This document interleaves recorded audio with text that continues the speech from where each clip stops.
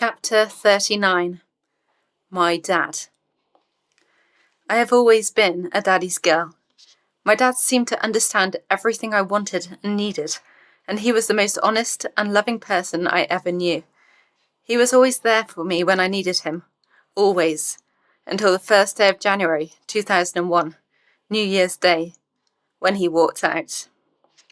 For the first 20 years of my life, my dad was a person who kept me safe, looked after me all the time, made me laugh and made me smile.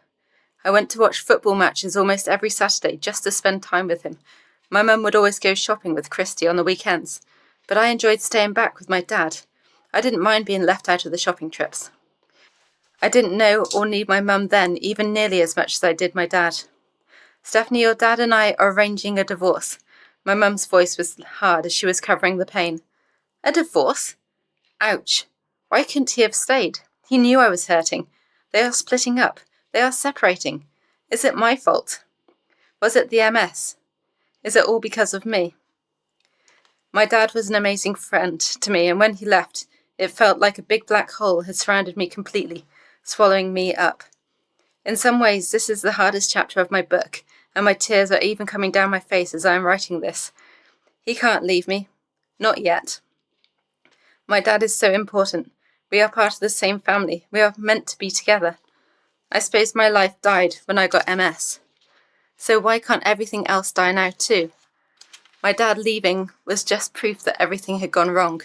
Proof that the MS was not just an incorrect diagnosis, and proof that I was indeed going to get sicker and sicker, end up blind and in a wheelchair. Bad things come in threes apparently. The MS, the end of my swimming life, and the divorce. It was already written. It was always going to happen. Whose fault was it? For years I blamed myself because I had got sick, but I realise now it was actually nobody's fault. It is just the way that life goes sometimes. Many people reading this chapter will know how hard things get with a divorce or with family breakups. It wrecks your life. Someone always has to be blamed, so I took it upon myself to be that person, and everyone else seemed happy with this outcome. They separated because I got sick. I told many people that it was my fault, and they all listened with sympathetic ears. I now know that it was not my fault, and that it was always going to happen eventually. It wasn't right for my mum and dad. I was just the catalyst.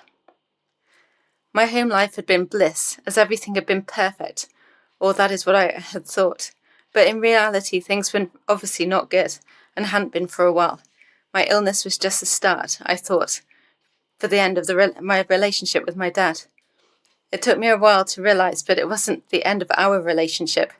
It was just the start, my dad and I having to look at each other in a different way.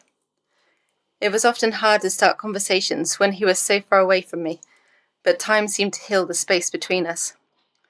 Over the time and the years, I have learnt to deal with these strange, unnatural obstacles that have come before me, and those that have got in the way of my dad and me. His new partner was especially hard to take. He had chosen his path, and I had yet to find mine. I needed so much help from him. His words were just not enough. He probably knew that too. I needed him at that point in time, but he couldn't come back to help. We have muddled on for years with sparse conversations and infrequent get-togethers, some of which have been very strained, as you can imagine.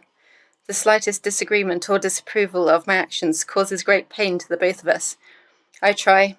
He tries. We both try. There is now another person in his life. I still feel that I should be the only person, but I am not 5 anymore, and he is not the young dad protecting me or saving me when I fell into the pool. Whilst it was easy to blame his new partner, it was not her fault. Our relationship is much better now, even though he has moved about 500 miles away from me. We have come to a silent agreement that as long as we are both happy, then we can live our lives in peace, and we can be happy for each other. I believe now that my dad's partner is keeping him happy, and he knows that swimming is back in my life, and I am now doing exactly what I should have been doing approximately 10 years ago when I first got sick. We are living our lives in an almost calm serenity, and it must be the best way possible. Hopefully my dad will be as happy as I want him to be, and will grow old content. The bright yellow summer flowers at the end of a dreadfully dark, cold winter. Good luck, Dad. I will love you forever, wherever you may be.